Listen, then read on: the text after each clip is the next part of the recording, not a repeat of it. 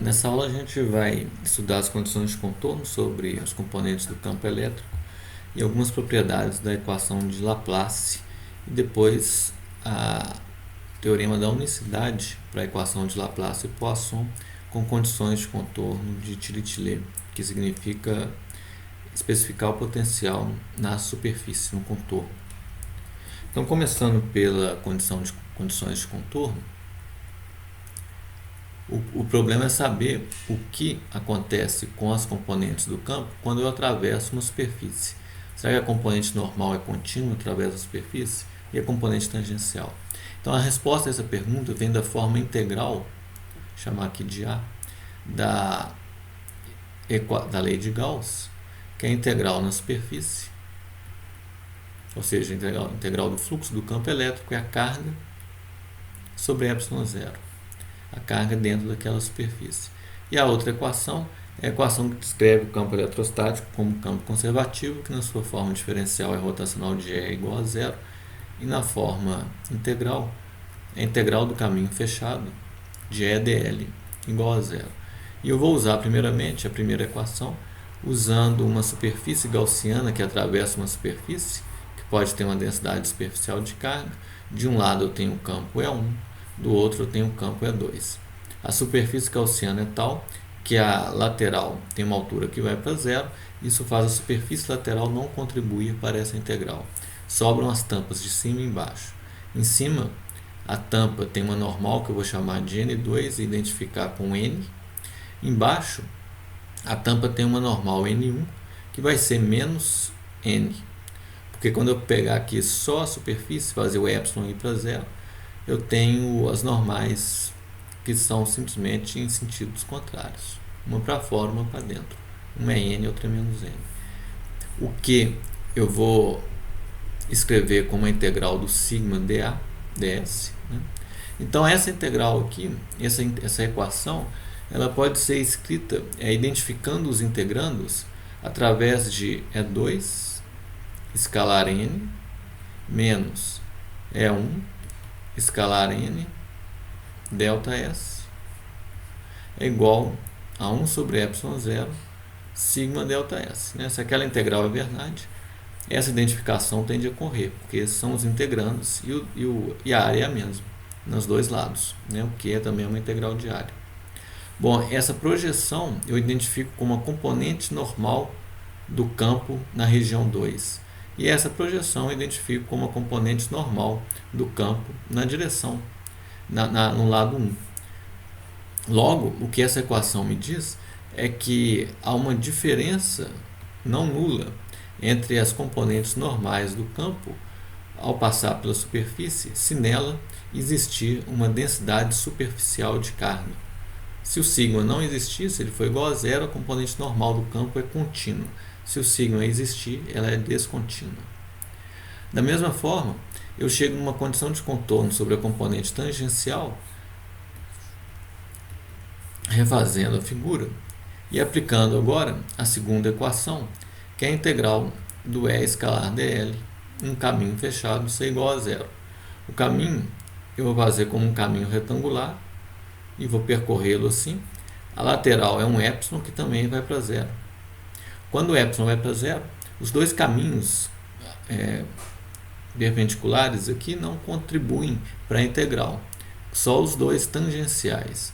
Em um deles, o tangencial, ele tem um ΔL que pode indicar um diferencial, um vetor diferencial ao longo do caminho. E aqui um menos ΔL, fazendo a mesma coisa do lado 1.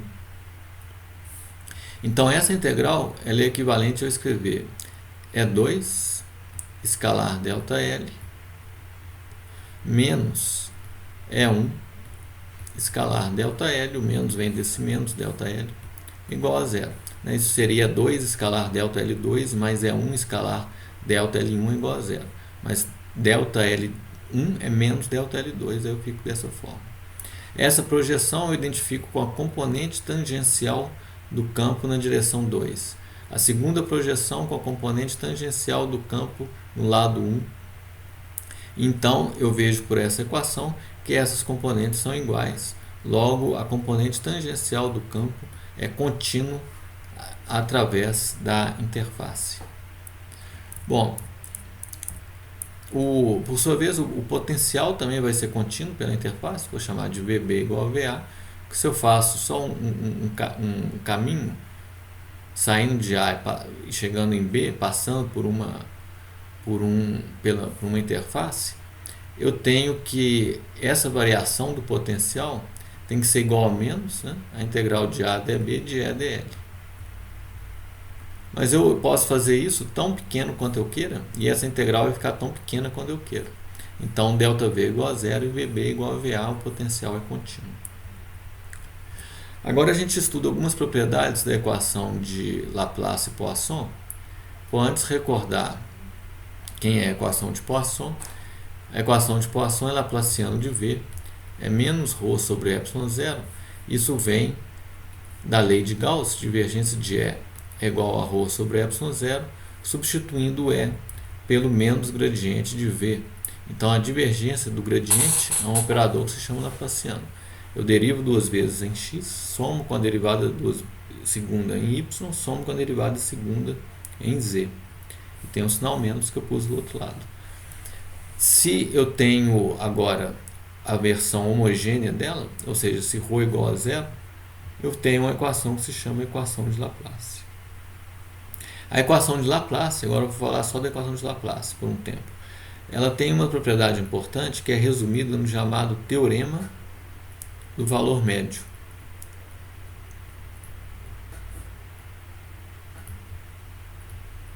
Esse teorema diz o seguinte: se eu tenho um ponto, que eu vou chamar de ponto R, e desenho aqui uma esfera em torno desse ponto, de raio R maiúsculo, então o potencial em R é a média do potencial no contorno. Então ele vai ser escrito como 1 sobre 4 πr2, a integral na superfície, que eu vou chamar R, né, para identificar a esfera de raio R maiúsculo, de V ds. Esse é o teorema do valor médio. Ele vale em duas dimensões e em uma dimensão também.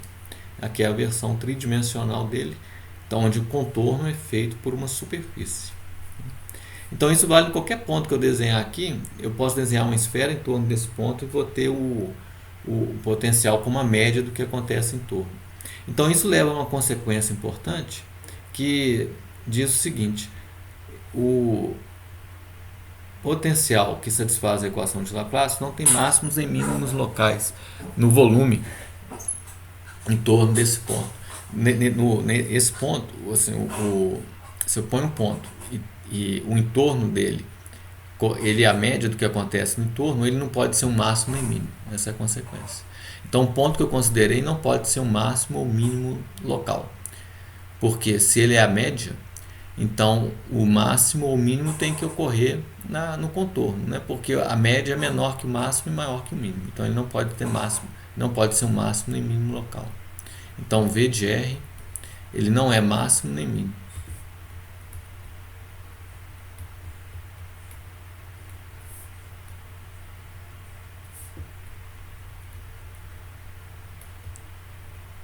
Ele é a média.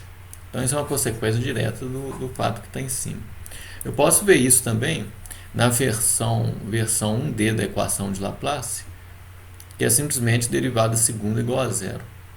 Então a solução para isso é uma reta, né? Porque diz que a derivada, né, da derivada é zero. Então a derivada sendo constante, no caso da reta, satisfaz a equação. Então vamos supor que eu tenho aqui um ponto x, aqui é um ponto x mais a, e aqui é um ponto x menos a. Notem que eu estou desenhando de fato a solução da equação de Laplace em uma dimensão. Aqui a gente vê imediatamente os dois pontos acima. Primeiro, que v de x é 1/2 de v de x mais a mais v de x menos a. Por quê? Né? Porque isso é uma reta. Então um ponto no meio, entre dois pontos, ele é a média do que acontece em volta. Daí a equação de Laplace é uma equação desse tipo, em uma dimensão. Então o teorema do valor médio em uma dimensão ele é realmente trivial. E aqui a gente vê outro ponto também. Olha, se a minha região que eu estou interessado é essa aqui, que eu estou com essas duas linhas maiores tracejadas verticais. Então, aqui dentro eu não tenho máximo nem mínimo local. O máximo ocorre na borda e o mínimo ocorre na outra borda, enquanto que um ponto do meio é a média do que acontece nas bordas. Tá? Então, nessa região não tem o máximo nem mínimo local, eles ocorrem nas bordas. Então, em uma dimensão, essas propriedades são imediatas. A gente pode usá-las para demonstrar um teorema da unicidade, que eu vou usar o seguinte esquema para demonstrá-lo. Eu vou assumir uma região em que vale a equação de Laplace. Eu vou assumir aqui que tem duas soluções, V1 e V2, ambas satisfazendo a mesma condição de contorno, que é V1 na superfície é igual a V2 na superfície, que é um V de superfície dado. Então isso aqui é dado, é especificado no nosso problema, é a condição de contorno. Essa condição de contorno, especificar o potencial na superfície, se chama condição de contorno de Dirichlet. Então o que eu tenho? V1 satisfaz a equação de Laplace no volume, e V1 na superfície vale o valor Vs de R, que é dado. Porém, existe uma segunda solução, V2, da equação de Laplace nesse mesmo volume, satisfazendo a mesma condição de contorno. V2 na superfície é um V2 de R, é um Vs de R. Então, para demonstrar que o que eu quero é demonstrar que a solução é única, então eu quero mostrar que no final das contas, V1 tem que ser igual a V2. Para isso eu determino uma função, defino, né, como a diferença V2 menos V1. E analiso essa função. Quem que é o laplaciano dessa função? É o laplaciano de V2 menos o laplaciano de V1, que tem que ser igual a zero, porque ambos os laplacianos são zero. Quem que é o V3 na superfície? Bom, é o V2 na superfície menos o V1 na superfície. Mas por hipótese, V1 na superfície e V2 na superfície são iguais a Vs. Então a diferença também é igual a zero.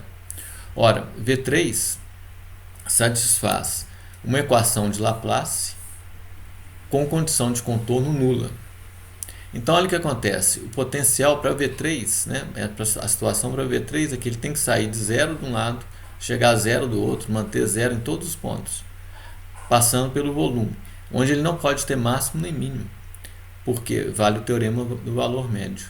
Então, como eu tenho que sair do zero, voltar ao zero sem passar por mínimo ou máximo, o V3 tem que ser zero. Se eu subisse um pouquinho, eu teria um máximo, porque eu teria que voltar a zero. Se eu descesse um pouquinho, eu teria um mínimo, porque eu tenho que voltar a zero. Como isso não pode acontecer, V3 tem que ser zero sempre. Se V3 é zero sempre, então V2 tem que ser igual a V1. São aquelas duas soluções que eu assumi inicialmente, na verdade elas são iguais. Isso é um teorema de unicidade para a equação de Laplace. Para a equação de Poisson, vale a mesma coisa, pelos mesmos motivos. Agora eu tenho a equação de Poisson satisfeita por um potencial V1 com uma condição de contorno, que V1 na superfície é uma função dada. Eu tenho um laplaciano de V2 que eu assumo como satisfazendo a mesma equação diferencial, a equação de Poisson, o mesmo ρ naquele volume, com a mesma condição de contorno. Aí eu falo, não, então vou definir uma função que é V2 menos V1. Quais as características dessa função?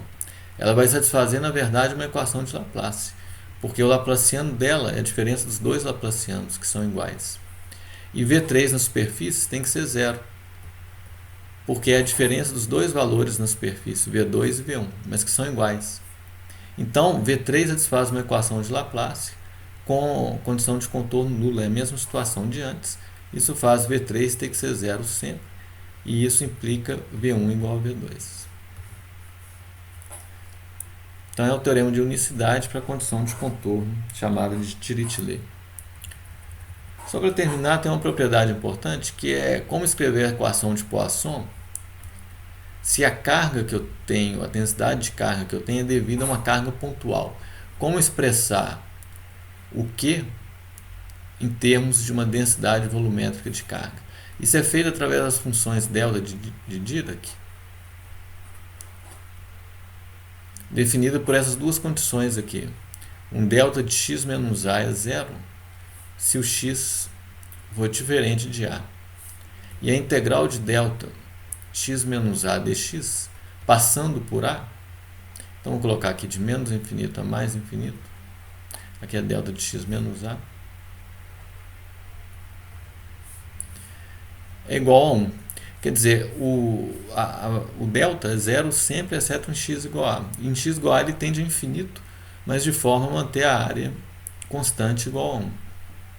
Isso leva a uma consequência importante, que é o cálculo de uma integral do tipo f de x, delta de x menos a dx, de menos infinito a mais infinito. Qual que é o valor dessa integral? Ora, tem que ser f de a, porque essa integral é zero sempre que x é diferente de a. Então ela se reduz a um único ponto. Então não tem uma integral para fazer. Na verdade, é só atribuir o valor x igual a à função f. Isso nos auxilia, a função delta, a escrever uma densidade de carga, ρ, devido a uma carga pontual. A propriedade importante que eu tenho que ter é que a integral de ρ dv tem que ser igual a quê? Porque eu tenho lá um volume, um espaço inteiro aqui, com uma carga pontual. Qual que é a carga aqui dentro? É Q. Então, se eu expresso isso por uma densidade de carga, a integral da densidade de carga tem que estar aqui. Então, eu faço isso fazendo assim, olha, o ρ vai ser um Q, vamos supor que esse Q está em xq, yq, zq. Então, eu falo que ρ é Q delta de x menos xq, delta de y menos yq, delta de z menos zq. Isso posiciona a carga em x igual a xq, y igual a yq e z igual a zq, porque fora disso é zero, como tem que ser, a carga está localizada no ponto. Então, se x for diferente de xq, ou y diferente de yq, ou z diferente de zq, o ρ é zero. Ok. Em x igual a xq, y igual a yq, z igual a zq, isso é diferente de zero. Mas, mantendo a normalização da integral de ρ dv ser 1, porque vale o fato de que a integral de delta x menos xq dx é 1. O mesmo vale para a integral de delta y menos yq dy, e o mesmo para a integral de delta de z menos zq dz. Tudo vale 1, porque está passando pelo ponto xq, yq, zq. Então a integral vale q como a gente queria. E é zero, e o valor da função é zero fora de onde eu tenho a carga pontual. Então isso satisfaz todos os critérios e é uma representação da densidade de carga em termos de função delta para definir uma carga pontual. A unidade também fica certa, porque como a integral do delta de x menos xq dx tem que ser 1, né? Então essa foi o que eu tinha usado aqui. Isso aqui é um número. Então dx tem unidade de comprimento. Então delta de x menos a tem unidade de 1 sobre comprimento. Então aqui eu tenho 1 sobre comprimento, 1 sobre comprimento, 1 sobre comprimento. Esses produtos de 3 deltas têm unidade de 1 sobre volume. E o ρ então tem unidade de carga sobre volume, como tem que ser.